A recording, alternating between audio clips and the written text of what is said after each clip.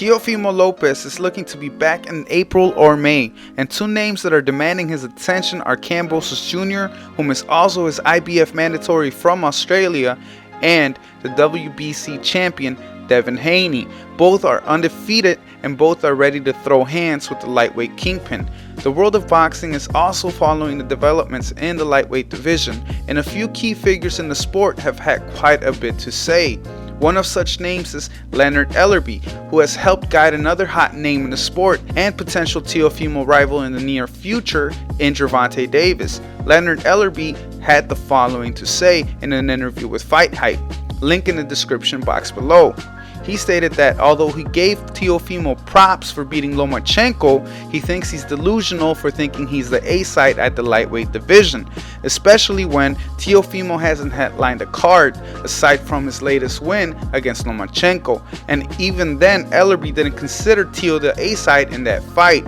He also doesn't think Teo was undisputed because Haney technically holds the WBC belt, to which he was corrected by the interviewer and informed that Mauricio Sulaiman had recognized Teofimo Lopez as an undisputed champion. However, that conversation was brushed off because of all the entanglement and confusion it brings. Ellerbe also brought into question Teofimo's drawing power, to which the young champion has yet to sell out a venue. With those statements, Ellerbe concluded by calling him delusional yet again, because although he acknowledged that possessing all the belts is a good thing, Teofimo and his team don't seem to understand the mechanics of the game. He pointed out the fact that Ryan is a bigger attraction than Lopez, and that belts don't always and necessarily determine who the A-side is in a fight. He used Canelo as an example in his fight with Smith, where although Canelo was the challenger, he came in as the main attraction.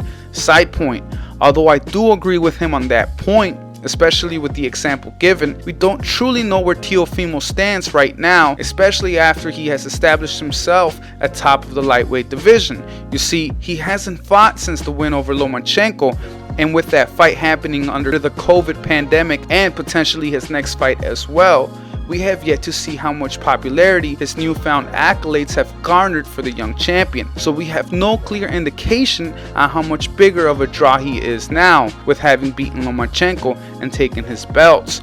Now back to Ellerbe. He pointed out that a fight between Teofimo Lopez and Tank Davis would have to make sense, and made it very clear that Tank is a pay-per-view fighter, insinuating who the A-side is from his perspective. Ellerbe believes that Teofimo has a false sense of importance in the division and questioned who else in the division brings to the table what Davis does. He did, however, give props to Ryan Garcia and his father, stating that they built themselves up to be an attraction in the sport. Teofimo's bashing of Gervonta's win over a smaller fighter in Leo Santa Cruz was also brought up, to which Leonard let it slide under the guise of subjectivity and opinions. However, he also slid a few smart remarks and said that because of the short change he got for fighting Lomachenko, that it reflects how far apart Davis and Teofimo are in regard to the business side of the sport, or in other words, the difference between them and star power. But he backtracked a bit by making it clear that Teofimo's short-change gamble paid off by taking the belts from Lomachenko. They also talked about the potential Kambosos fight and claimed that Teo was not facing Devin Haney because of the high-risk, low-reward he poses. He doesn't claim Teofimo is afraid or scared. In fact, he knows Teo would face anyone, but he means his team, the businessmen of the sport, would most likely steer him away from Devin Haney. He also acknowledged that fighting Devin Haney would not make him a star. Now, although rumors have been going around that Teofimo is looking past the Kambosos fight in Australia in front of 60,000 fans due to travel bans, Kambosos has shot it down and made it clear that he wants his title shot at all the belts. Teofimo has made it clear that if the mandatory with Kambosos falls through though, he is aiming directly at Devin Haney. In a recent interview with Boxing Social, Devin Haney's promoter Eddie Hearn launched the following verbal barbs aimed at Teo. I know Teofimo just bought a t-shirt range out, quote unquote undisputed. I think he should call those back and change the logo, Hearn told Boxing Social. I did say to him, and this is my honest opinion, he should be undisputed. We shouldn't be in this position that we're in, but He is not undisputed because the other governing bodies do not recognize the franchise champion is someone that can unify. So the only way he can be undisputed by fact and on paper is to fight Devin Haney. He deserves to be undisputed. He beat the #1 lightweight, who used to be undisputed, in Vasily Lomachenko. Side point 2. Sulaiman has cleared up the WBC's champion standing, and it goes as such. Teofimo Lopez is the undisputed lightweight champion, and whoever beats Teofimo, if there is someone who beats him, he must be called undisputed. The franchise designation was created recently by the WBC. The idea and purpose is to provide the best fights for the fans. I understand the confusion with the belts and perhaps the frustration, but we take the path of watching the best fights. Either way, from my perspective, WBC and all these other governing bodies continue to make so many belts and flood the sport with so many belts because they get greedy and want bigger slices of everybody's pie. But I digress. Now let's get back to Eddie Hearn. And he said the following: I think Teofimo Lopez against Haney is a wonderful fight. Listen, Teo asked me for $10 million for that fight. You can't get there, but I'm sure we can make him a nice offer.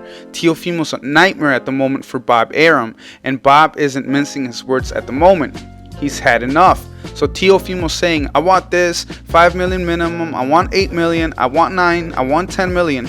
Right now, I'll leave that to Bob and Tom Brink to put those numbers together, because in this world right now, it ain't gonna happen. Interesting thing to note is that Eddie Hearn and Ellerbe share one common thought: the fact that they believe that Teofimo's current monetary demands are causing havoc for Lopez's promoter in Bob Arum. Anyway, in a recent interview on the Ak and Barak show, Teofimo made it clear that his plans are to move up, but he feels like he could still make 135 at least one more time before climbing up to 140 and seeking to fight the Taylor vs. Ramirez winner. However, he let the host of the show know that he wants to press for the Haney fight before he departs the division, and is confident in facing the rest of the names later on in his career because they will all move up eventually. He also shot a direct message to Haney and let him know to get ready because he's gonna fuck him up. His words, not mine. Teofimo Lopez is willing to fight anyone, no question about it. Hopefully Kambosos is willing to step aside in order for Lopez versus Haney to happen. Also, I hope they come to an economic agreement. So even though both fighters seem very willingly for the fight to go down, perhaps the quote-unquote businessmen of the sport aren't ready for it just yet. I know the price tag Teo is putting on the Haney fight is quite high, but if he's truly devoted to live up to his self-given nickname as the People's Champ, he needs to make adjustments to the tag and make it more feasible. Although Teofimo holds all the belts, well, depending on who you ask and depending on who he fights, he may very well be the A side. Although the sport puts heavy emphasis on belts though, as it should be, because that is what signifies and recognizes a fighter's hard work and efforts, there are instances where beltless fighters are the bigger attractions and demand the bigger share of the pot. Regardless of what happens, one thing is for sure: Teofimo will be returning sometime in late April or early May, and he confirmed this. Hopefully, it's against a name that will make it so no one will question his undisputed status at the lightweight division if he is to win that fight. So like always, let me know what you guys think about the situation and of course the fight. Let me know in the comment section below. Make sure to hit that like and subscribe button for more boxing content. This is Shay over at King Meat Boxing, signing out.